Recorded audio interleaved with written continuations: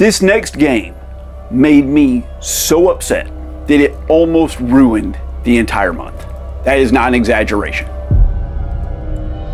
October was a nightmare of a month for me. It's the only month of the year where I suspend the random gaming thing that this whole channel is built around, and I only choose horror games. At random, of course, but spooky, scary, dark games. And when you play game after game after game like that, it can really wear on you.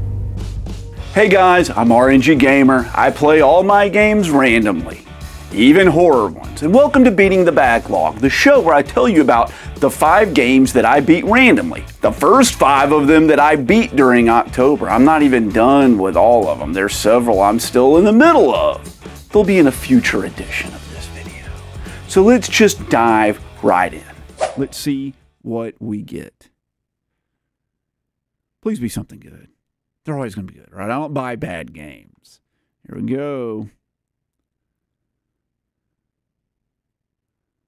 Dark Pictures Anthology House of Ashes.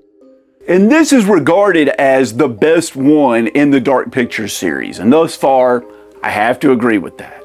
And if you really want to know how I feel about it, there's a full playthrough of this game over on my second channel. Yes, that's right, I have a second channel. It's RNG Gaming, the link to it's down below. If you want to see me play some games, well, you can just scoot over there and do that. This is the 3rd game in the series, but they don't have anything to do with each other. They just kind of, they're standalone games. Like kind of like a serialized TV show like Twilight Zone or something like that.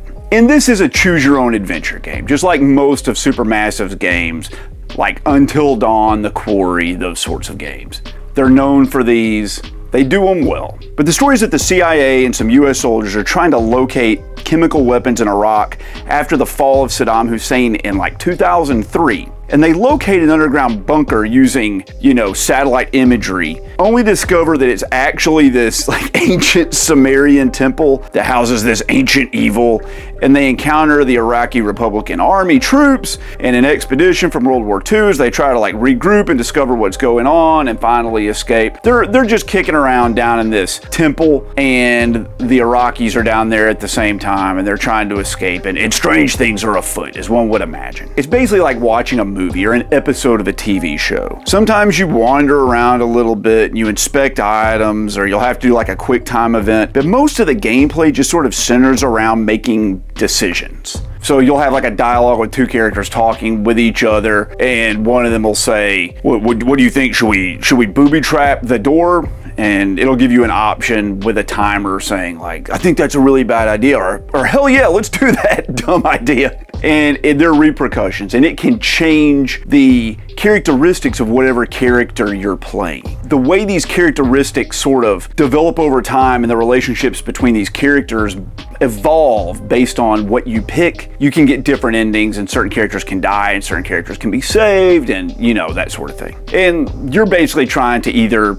you can do whatever you want. You can kill all the characters, which I like to do sometimes, or you can try to save all the characters, which is what I usually opt to do, honestly. But usually it's a mix of some. And it certainly was for me playing this. I tried my best. I really did in this one, but I almost got like everybody killed. And from what I see online, there are over a freaking 100 different endings in this game. It seems fun to try the different options, but I don't know, man. 100 endings seems crazy. They're probably just minor little slight variations with like one different line of dialogue, but from what I can tell, there's maybe like 5 or 6 real different endings. Now, in most of these games, you usually play as like dumb teenagers or young 20-year-olds, and that's not the case in this one. These characters are all really like apt at what they do and good at what they do. They're just in a bad situation, which leads me to my favorite character from any Supermassive game. It's freaking Salim. Now, Salim is a lieutenant, I believe, in the Republican Guard. So he was one of Saddam's troops. He was conscripted, of course, and drafted into the army. But now that Saddam Hussein's been captured and the war's over, he's just kind of like heading home. He gets drawn into this. His old army captain comes and gets him. It's like, you got to defend the city. And he's like, the war is freaking over. What are you doing? And his old officer basically pulls a gun on him and like forces him back into battle. He doesn't want to be there, but he is an extremely capable character. He's like the most capable character I've ever seen in any freaking horror movie. He figures everything out just like a normal person would. He communicates it to all the other people in the movie, or not the movie, the game, in like a minimal amount of words with no mistakes and no way that it could be misinterpreted. He can like freaking kill, he's the only one in this game that kills any of the bad guys. Like no one else ever does it. They screw it up every time. But Salim is a total badass, and he basically breaks the stereotype of every other horror movie character or video game character I've ever seen. And he's awesome. He's freaking great. They need more characters like this and more games. Just capable characters, and you're like, I can rely on this guy to do something to help everybody out. Where normally you're like, this guy's gonna freaking screw everything up, because they always do. It's cool, right? It's a comedy of errors in a horror game. But not in this one. Salim, he saves the freaking day time and time again, and you're like mad at the other characters for letting him down. Now, all of the Dark Pictures Anthology games, they are budget games. And they just are, right? One comes out every year. It's like a budget title, or 30 bucks or something. But it does look good on the PS5. There were a few weird lighting glitches, but nothing super serious. You know, like the inside of people's mouths looked like they had a light bulb in them. That's fine. You know, that could happen to anybody walking down the street, right? The music was also fine. Thinking about it, I can't remember any of it, but at the time, I remember thinking it was pretty good. And you know, the voice acting in this was surprisingly good. And it stars freaking Ashley Tisdale, you know, from freaking Disney Channel fame, right? I wasn't expecting Ashley Tisdale to be in this game, running around as a freaking CIA operative, dropping the F-bomb every 15 seconds. I wasn't expecting that, man. Well, congratulations. I guess I'm going to be the understudy in case you can't make one of the shows, so break a leg. But she was really good in this. She did a good job acting in a serious role. She never said anything funny the entire game. This was the best Dark Pictures Anthology game I've played. There's only one more that's out that I haven't played, The Devil Within, or whatever it's called. The Devil in Me, Me and the Devil. Don't row the devil in the boat because you're the one that's got to row him back to shore. What's that saying? I don't know. It doesn't matter. This is the best one, but it's the least scary one too. It's very actiony. It's hard to like feel like the main characters or the characters in the game are like they're in danger, because they're all freaking like special forces soldiers, every one of them, right? They're extremely capable. I was like, it's going to work out in the end. How could it not? But it was the coolest setting, just the least scary. And the characters were the most believable of any of the games. All the other ones, I'm like, their decisions never make sense. Even though you're making the decisions in these games, I was like, no one would ever make either one of these. You would never end up in this situation, right? You would never walk into like a haunted diner, obviously, when your car broke down in a spooky ghost town. Of course not. Why would you ever do that? These people just fell into a freaking ancient Sumerian temple while they were doing their jobs. That could happen to any of us. I could fall through the floor right now and end up in an ancient Sumerian temple. There might be one, you know, in Alabama. That being said, it still isn't as good as Until Dawn, another game they did that's much longer, that has even less believable characters, but it's a better game. It just is. It's their best game. I'll die on that hill. Dark Pictures Anthology House of Ashes is a good game. It is a 7 out of 10 game. That is good. It's good. And while you're watching that, you should go back and watch my review of the Marsupial Mr. FPGA console, the sponsor of this video. This is a top-of-the-line, custom-built, premium FPGA console that emulates everything up to the N64 flawlessly. I did an entire review of it. I'm in love with this console. And if you're interested in one, the link to that is in the description down below. They're in very limited numbers. There are only 100 of them ever manufactured. I don't know how many are left. Thank you so much, Qualico, for letting me test out your Marsupial M3 FPGA system. And thank you for sponsoring this video.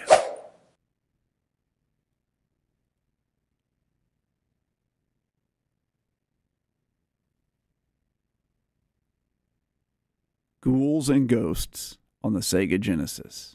That's what we're playing. Ghouls and Ghosts it is. This next game was a launch title for the Sega Genesis. It's considered to be one of the hardest games ever made. It's notorious in its difficulty. And your boy here, Mr. RNG, beat it both times through on his first try on a live stream. and it looks like hot garbage.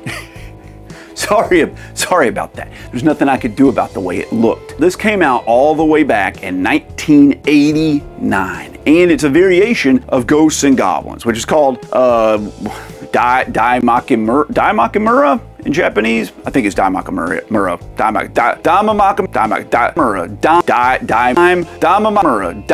And like I said, I streamed it in the first week of October. I beat it both times through on my first try. In this game, when you beat it, you gotta play through it again on harder mode to get the real ending. And we did it. By we, I mean me and the chat. Now, this game looks beautiful. What you're seeing looks like utter garbage. But on my CRT that I was using to stream, it looked fantastic. I messed around for an entire freaking hour trying to get it look better, but I never could. And I apologize for that. I was just too dumb to figure it out. Even when it looks good on the CRT, it looks better than the NES version, but I don't think it looks quite as good as the Super NES version. Super Ghouls and Ghosts looks a little, Super Ghosts and Goblins, whichever one's on the SNES. It doesn't matter, man. It looks the best there, okay? Unless you're playing like the Super Graphics version or something. And it seems close to the original arcade, maybe even a little bit better. Of course, the level design in this and the world building, it's exactly what you would expect from a Ghouls and Ghosts game or a Ghosts and Goblins game. Spooky Halloween villages and, you know, underground caverns and, you know, gargoyles and that sort of stuff. Nothing too scary, no vampires. Just gargoyles and freaking eyeballs growing out of the ground and, you know, Venus flytraps and things like that. It doesn't sound great. It sounds like the Genesis. Now, I like the way the Genesis sounds, but it does have like this weird punchy mid-rangeness to it, and it can get a little grating on the ears. I'm not gonna lie to you. Even with the headphones on, it was kind of buzzsaw-like. And the arrangements in this, they're a little boring compared to what I'm used to with most Ghouls and Ghosts games. They kind of changed it up here on the Genesis. I think it's for the worst. Worse. But like I said, it's still fine. It still gets the job done. Now, the story of this, it's the same freaking story as always. You know, Arthur's girlfriend has been kidnapped again, but this time, instead of Satan doing it, it's Loki. It's Loki from Thor, from Marvel fame. Loki shows up and he's up to his old tricks again, and he's going to abscond with your girlfriend / wife or your sister or whoever, whatever girl you're laying naked with in the grass. I mean, it could have been your sister. Not saying it wasn't, but I'm guessing it's his girlfriend.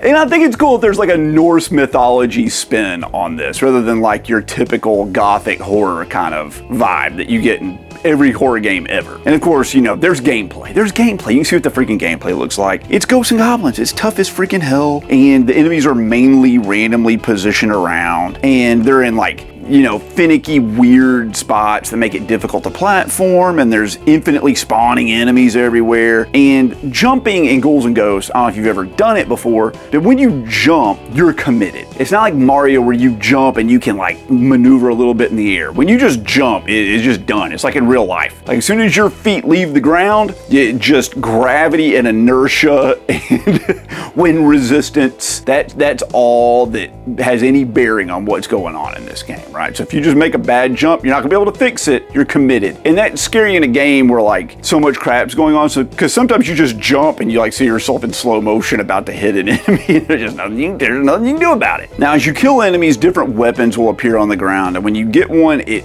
swaps it out for the one you had previously. And most of the weapons in these games, while they do have their like place in some of the levels, like maybe they shoot up at an angle or at like an arc or something that helps you out, they're usually just downgrades from your like starting lance. So you try to avoid them a lot of the times, or you get one that you really like and you just never pick up any other ones throughout the rest of the freaking game. That's just the way it works. And of course, sometimes one of them will like spawn at the top of a freaking ladder. You have to go up and there's just no way to avoid it. So you just like get stuck with some god-awful freaking weapon that like makes the level 5 times harder than normal. That's just how the game works. That's part of the fun of it. Now, this is a spoiler, but it's not really a freaking spoiler. This game's freaking 35 years old, okay? 35 years old, and they all work like this. The second time through the game, you gotta find a secret weapon hidden in the game somewhere, and you use that to beat the last boss. You can't beat the last boss without it. So, You want to wait till the end of the game to pick up that weapon so you don't like accidentally switch it out at the beginning, like by killing an enemy with a weapon at the top of the stairs. Then you can't skip it. Like, you don't want to be in a situation where you have to pick up a weapon and swap it out, you know, and lose the good weapon. You need to beat the game. So you have to start over. Now, you do have infinite continues, and there are checkpoints in the levels that are usually pretty generous. They're not that bad. Maybe there's like 2 or 3, maybe sometimes 4 in a level. So if you keep just like persevering at it, you can get through this game. I think most people, especially this one on the Genesis, could beat it if they put like hours into it. It might take someone like, you know, a few weeks. You gotta have those gamer skills built up, but it's doable. I did it. It's not as hard as the Nintendo or the Super Nintendo or the arcade version. This is the only one I've ever really put in a lot of effort and tried to beat. Since I was live streaming, I was like forced to not fail. I could not fail in public. I could not let everybody make fun of me. I had a really great time streaming this and playing this game. I really liked it. I say it's like an 8 out of 10. It's great. It's up there, man. I like this series. And this one being the first one I beat, it'll always be special to me. This next game made me so upset that it almost ruined the entire month. That is not an exaggeration. Let's see what we got going on here. Scorn. Boy, I had to go out of my way to even find this one. And everyone told me how bad this game was, and I should have freaking listened to them. What's the story? I don't freaking know. I don't know. You're some creature in hell or some other nightmare or something, and I think you're trying to get to the top of a tower. Okay? I did not beat this game. Okay? I did not beat it. This game made me feel so bad about myself that I could not finish it. I have never played a game in my life that made me feel as bad as this game did. Scout's honor. Scorn is really only famous for its H.R. Geiger style visuals, and it relies on its like gross and disturbing aesthetic to stand out, because the game sucks.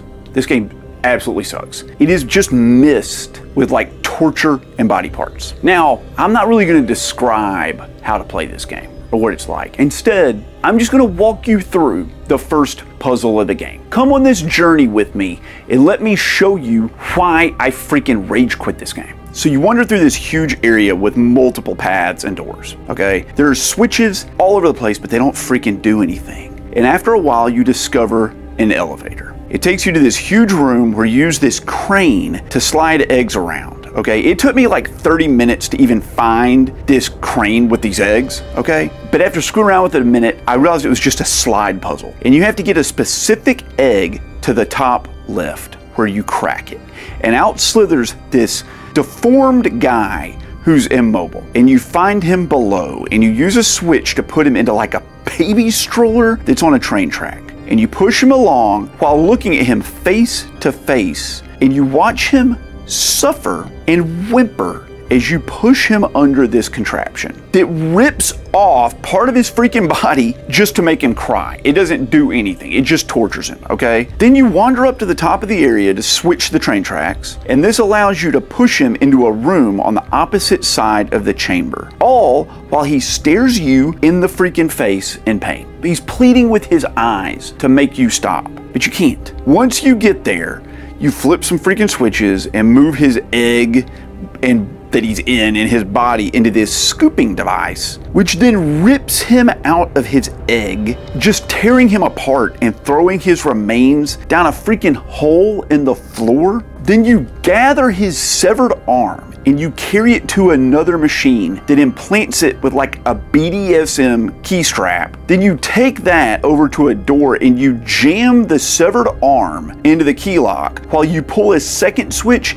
and it opens the door to another area. That's the freaking first puzzle of the game. It took me like an hour and a half to do it, and I was just grossed out and unhappy the whole freaking time. I did not like it, not at all. I felt literally ill while playing this game, and I could not wait to turn it off. Adventure game puzzles like Myst and things like that, they're hard enough when you can like recognize what the freaking items are. Like you need a key to go in here, and like Resident Evil, like you need an octagon-shaped emblem to go into the octagon-shaped spot. But they're like, puzzles are freaking, they're impossible when none of this stuff makes sense. Like, put the eyeball inside the hand and the hand will like open up and it'll drop a bird wing, and you rub the bird wing on like the mystical, like how the crap would you know that? This is just that, but we just like, you gotta like find the parts by like ripping them off people and like finding them like by digging around in gore. No, I don't want to do that. Like, is that slimy, gross worm thing like a key? Is it a radio? Is it a weapon? Like, what is it? I gave it really, honestly, about like 2 hours, maybe 2.5 hours of my time, and I honestly really regret even doing that. And I regret tracking this crap down, and I regret recommending it to you guys to play. Now, I know there are people out there that like this sort of stuff, and I like horror. I'm a horror fan. I don't even mind gore. But I don't want to like revel and play in like gore without any redeeming qualities. This is just shock content. It's like the human centipede of video games. And it's just too gross. It's solely relying on this gross shock value to get you to play it. And that's not enough to carry it through. The puzzles aren't good. The first freaking puzzle is a slide puzzle. One of those stupid slide puzzles you play as a kid. What? I don't want to do that crap in a video game. Why? Be creative. Don't just rely on grossness. Nothing about this game was made for me. Nothing about it was appealing to me. I didn't like it. I didn't like the art style. And I like H.R. Geiger stuff, but I didn't like this. I didn't like the puzzles. I didn't like anything about it. I played it on my freaking day off, and it ruined my day. And it made me not want to play any more horror games. As soon as I was done, I wanted like Eye Bleach. I wanted to play like Astrobot or something. But it was horror month, so I had to just keep playing horror games. That's the rules. I don't break the rules. I hated this game. And hate is a strong word, and I'm using it fittingly here. Scorn is awful. It is painful to play. The only reason it is getting a score this high is because it didn't like bug out on me and it actually worked. Scorn is a 3 out of 10. That's bad. It is a terrible and truly awful game. But this next one isn't. This game is fantastic, and it absolutely redeemed the month of October with how good it was. Please give me something good, please.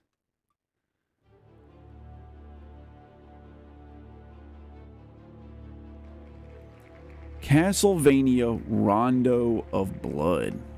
It's Castlevania Rondo of Blood, and I played it on the Castlevania Requiem Collector's Ultra Mega Super Founders Edition from Limited Run Games. I don't know what it's really called, but here it is.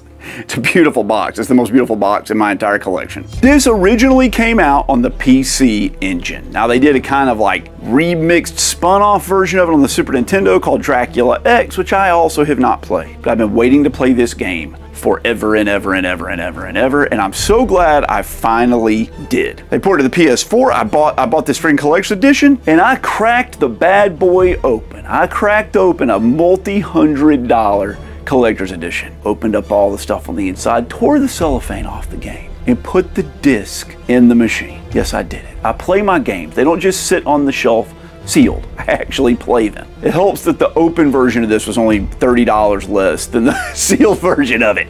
But that's not the only reason.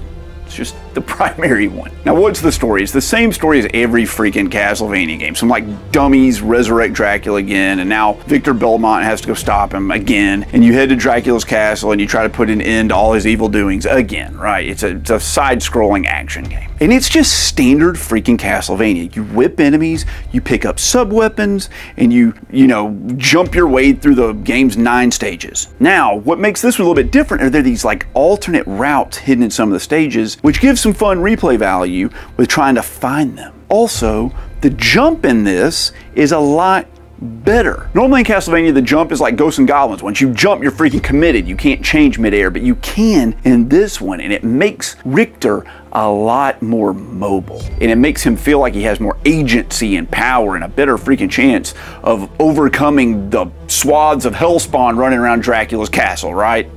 There's also an item crash you can do, which is the ultra attack from your sub-weapon. And it is super powerful. It'll often let you like just blast through most of the bosses. And the strategy is to save up all your hearts, which is like your mana, for the whole stage so that you can just item crash the crap out of the boss. And I love it. I regret nothing about that. It made me feel awesome to do it. Well, the difficulty, as you would expect from most Castlevania games, is extremely high, but this time you can save between freaking levels. Yeah, buddy, you can save between the freaking levels. levels, and there are even a couple of checkpoints in each stage. Now, you only get 3 lives to beat the level, so you still have to be on top of your game, you know, to beat them. You got to get through in the 3 lives, and that's easier said than done, but it can be done. Unlike some of the other Castlevania games where beating them is like, you know, a lifelong bucket list item. And this isn't like that. This is a hard game, but it's just a game you commit to for like a weekend and you can knock it out. But luckily, even if you can't do that, even if you're struggling so much, you can unlock an alternate character early in the game. Like early in the game. Not even after doing any challenges, just early in the game, and it's Maria, and she is way more powerful. She has like a dash, she can move and attack, she attacks faster, she can duck under a lot of stuff because she's shorter. You know, she has a better reach than Richter.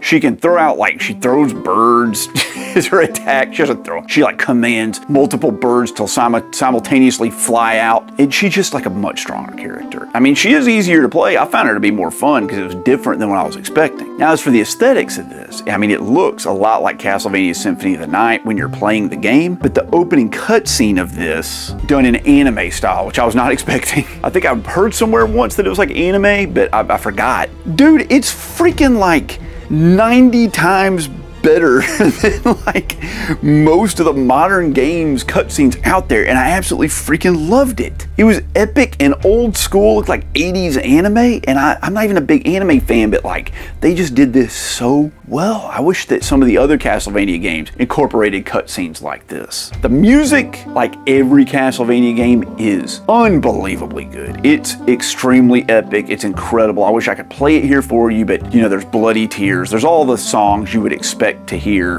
in a freaking Castlevania game, and it does not disappoint. Something else I also really love about this, to build on the whole playing as Maria thing, who's a child, and the freaking cool anime cutscenes, is that when you play as her, all the cutscenes are changed to like stupid joke kid, like comical anime. Like just the dumbest, stupidest things ever, and I love it. It's so out of place for a Castlevania game, and I think that's just great. I love the freaking branching paths in this, and there are even like characters you have to rescue by finding hidden keys in the level, and then like you find their cell. And also the save points, you know, make all the difference in turning this extremely hard game into something that's manageable. I loved this game. This is one of my favorite Castlevania games of all time, and I'm so glad that people finally have access to it now. While I do love Richter, I had way more fun beating the game as Maria, and having her as an option really bumped the game up and helped it out in my opinion. This is a worthy prequel to my favorite game of all time. I shouldn't even say it. My favorite game of all time is the sequel to this game. Castlevania Rondo of Blood is a 9 out of 10. It is amazing. It is so good. This next game, I literally just beat the other day. It's fresh in my mind. I played this game when it originally came out like over a decade ago and got stuck maybe 30% of the way through it and just gave up on it. But it got picked for me to play because it got remastered on the PS4 and I happened to have a copy.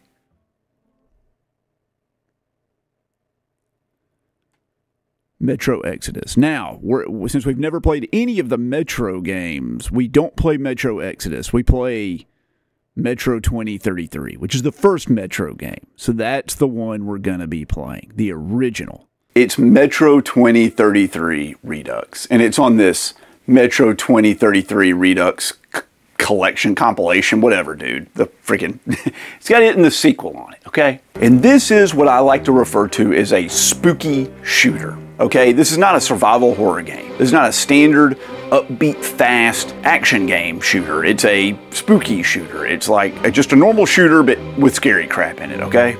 So the story in this is that like a nuclear explosion happened and it sent the world into, I guess, like a nuclear winter. And you and the other 40,000 survivors found refuge in the Moscow Metro underground system. And you play as Artyom, which is this, you know, 20-year-old who has never really known life outside the tunnels. And things have gotten dire, like real bad. Of course, they're underground, they're out of food, they can't grow anything, and like they're running out of materials, and you know, zombie monsters are attacking them constantly. So he is sent to venture out, you know, deeper into the tunnels where the mutant zombies have started taking hold, and you have to travel to the nearest station to notify them of all the bad things that are going on in your little, you know, neck of the woods. I'm sure they're acutely aware of it over in their neck of the woods and don't have any interest in helping you because they need to fend for themselves, but you're gonna do it anyway. It's a last-ditch effort. And along the way, the game kind of takes like a supernatural twist that I wasn't expecting. It happens in the first hour, so it's not really a spoiler so much, but it just, you know, I thought it was going to be just a standard post-apocalyptic zombie underground spooky shooter and not have like, you know, telekinesis in it and, you know, telepathic messages coming to it. It doesn't matter. Okay. Crazy story. Now, it is like a standard first-person shooter from that time period. And it, you know, it's got chunky guns, and it's not really a cover shooter, but it feels like a Call of Duty game, honestly, from around that time of period. It reminds me of World of War a lot. But it has some interesting and unique mechanics. It has this like gas mask that you have to put on and take off. You're down in the tunnels and stuff, it's mainly safe. But if you're up on the surface or in a building or something, the air is toxic from the nuclear winter, and you got to put on the gas mask. Of course, you can see raindrops on the gas mask. The gas mask can fog up, but it also has like cylinders. So filters on, I say cylinders, they're filters, okay? They're on a time limit, okay? And you're constantly having to scavenge for new filters, because if your filters run out, then you die, right? That's how it works. Now, I don't really like this because you're on like a timer all the freaking time, and the filters just deplete super rapidly. It keeps the tension up for sure, but that's what made me quit the game way back over a decade ago when I first played it. Because when you get to these outside sections in the game, because they're like out, you know, door ruins and rubble and old collapsed buildings and stuff, it's difficult to find your way through the levels. It's not like when you're in the subway tunnels and there's just one direction to go and you're just like shooting through hordes of enemies. No, when you're up top, like they don't really tell you where you're supposed to go, so you're just wandering down like alleys and climbing in windows and going through doors that don't lead anywhere, and you jump down elevator shafts that take you to a basement that then drops you out on the other side of the building, but that's not where you're supposed to go because you're supposed to jump the fence to go to the playground. You know, it's a lot of that stuff, but you're on a timer, and like I was ultra afraid all the time of it auto-saving at a point where I just don't have enough time on my filters to get me through the next section, and I'll be like soft locked in the game and won't be able to progress. I think that's what happened back then. So there are so many of these like post-apocalyptic games from the Xbox 360 era, and I got really burned out on them. And I still haven't really recovered from that. Like, you had Fallout, you had Enslaved Odyssey to the West, you had this Metro game. There are just so many of them that I played, and I was just kind of like, can we just go somewhere like lush green fields? And this is just one of those kind of games. But this one wasn't so bad. Being in the sewers, not the sewer, the subway tunnels, helped a lot. Now, let's talk about some of the other flaws in this game. One, the combat in this game. The enemies have like no AI. They will just, you'll run into like an enemy fortification and they will just funnel, like march in a straight line towards you and just stand in the open, and you can just headshot them over and over and over and over again. They're excruciatingly dumb. It's some of the worst AI I've ever seen in any game I've ever played in my entire life, but that's fine. That's fine. It was easy. It was easy. I can live with that. Easy's good sometimes. But the combat can also get really freaking buggy. Like, there were whole sections of this game where the enemies were frozen in place. Like, you can see the clip here, what's going on. The enemies just aren't attacking me, but they're also not dropping ammunition. So, like, you shoot them and they just continue to stand where they're at, and I kept accidentally doing like a stealth attack and like killing a guy from behind because the animation won't play out because they're frozen in place. The game bugged out on me and I just got stuck and I had to reload the checkpoint. And sometimes I had to reload the same checkpoint like 5 or 6 times to get the enemies to actually like activate so I could get through the area. Because you need to be picking up resources, and you can't pick up resources if the enemies don't drop any, okay?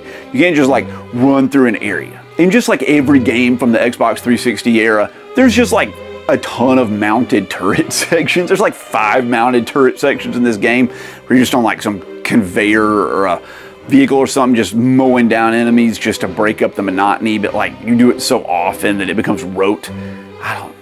I'm not the biggest fan of the mounted turret sections in this game. They're fine. I'm not the big fan of them in any game, really. I'm trying to think. Gears of War, that has good mounted turret sections. I can't think of any others, though. Halo? That's like it. Those are third-person shooters though. But other than that, this game did have some really good high points, and it was really good, especially when you're fighting against the other humans, and they weren't bugging out on you.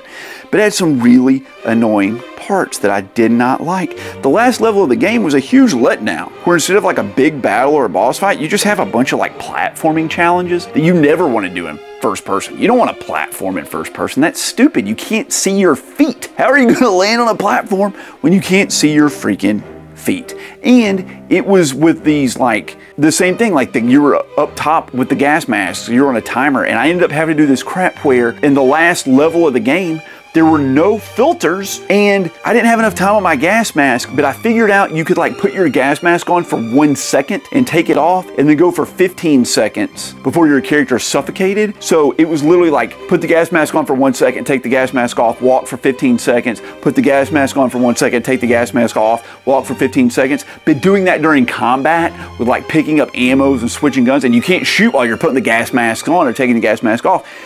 Dude, it was a lot. It was a freaking lot. It was a lot to ration out the gas mask filters at the end of the game. That took away from the gameplay. That made it less fun. I wasn't focusing on what was happening in the game. I was focusing on some stupid button combination I had to keep pressing over and over again. So, Metro 2033, despite its flaws, and they are ample, it still has a lot of really good things going for it. You know, for a spooky shooter, I think it was good, but it's just a relic of its time. It just is. But the overall world building and the atmosphere and the story were enough to see me through to the end. It's not survival horror, and it felt like I was completely full on ammo the whole time. I only ever got stuck with, just like I said, the gas mask filters running out on me. I am looking forward to playing the sequels to this. There are 2 more on the PS4. One's on the collection with this game. God, you hear my shoulder pop?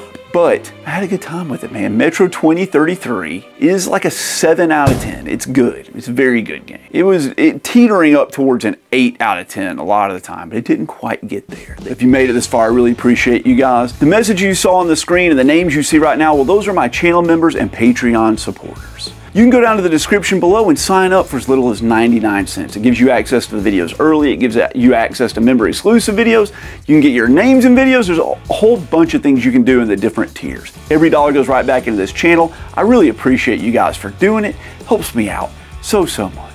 If you haven't checked out the second channel, RNG Gaming, go do that. Also, I have a website now, rnggamer.com. Real simple.